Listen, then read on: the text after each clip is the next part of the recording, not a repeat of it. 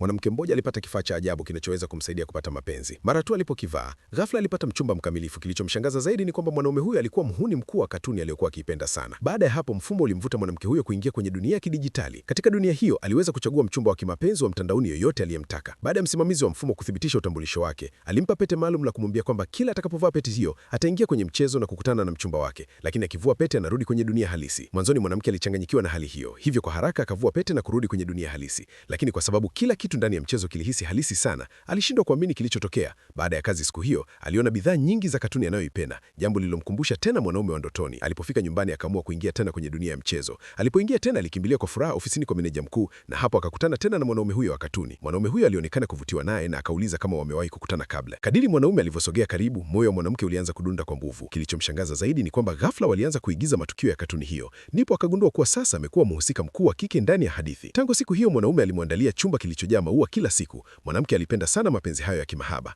Baadaye mwanaume alimpeleka kwenye mgahawa wa kifahari wa Michelin kwa chakula cha jioni. Mwanamke alidhani chakula cha ndani ya mchezo hakitakuwa na ladha, lakini kilionja kama chakula halisi kabisa. Baada ya chakula, mwanaume alimpeleka dukani na kumruhusu achague nguo zozote anazopenda. Mwanamke alifurahi sana, akajaribu mavazi mengi mazuri na kila moja lilimfaa. Alipogundua kuwa mwanamke anapenda kuogelea, mwanaume alinunua hata bwawa la kuogelea kwa ajili yake pekee. Alimpenda sana na kumtendea kama princess. Ndani ya mchezo, mwanamke alipata maisha ya kifahari ambayo hakuwahi kuwa nayo katika dunia halisi. Kadiri walivyozidi kutumia muda pamoja, mwanamke akaangukia kabisa kwenye mapenzi ya mwanaume huyo mkamilifu na tajiri. Siku moja ghafla mwanaume alimposa ndoa. Mwanamke alishangaa sana kwa sababu yeye alitaka tu kufurahia mapenzi, hakutaka kuingia kwenye familia tajiri. Badala ya kumlaumu, mwanaume akaanza kujiuliza kama hakufanya vya kutosha. Siku moja walipokuwa wakifurahia mandhari ya bahari, mwanaume alimwambia, ninaheshimu uamuzi wako kutotaka kuolewa, nitaendelea kukupenda. Kisha akatoa pete ya almasi aliyokuwa tayari ameandaa. Kwa kuwa mwanamke hakutaka ndoa, alimwambia achukue pete hiyo kama zawadi tu. Mwanamke aliguswa sana na upendo wake, lakini wakati mwanaume alipokuwa karibu kuiweka pete kwenye kidole chake, ghafla alisimama bila kusogea kama mfumo uliokatika. Alishangaa na hata watu wote waliokuwa karibu walisimama bila kusogea.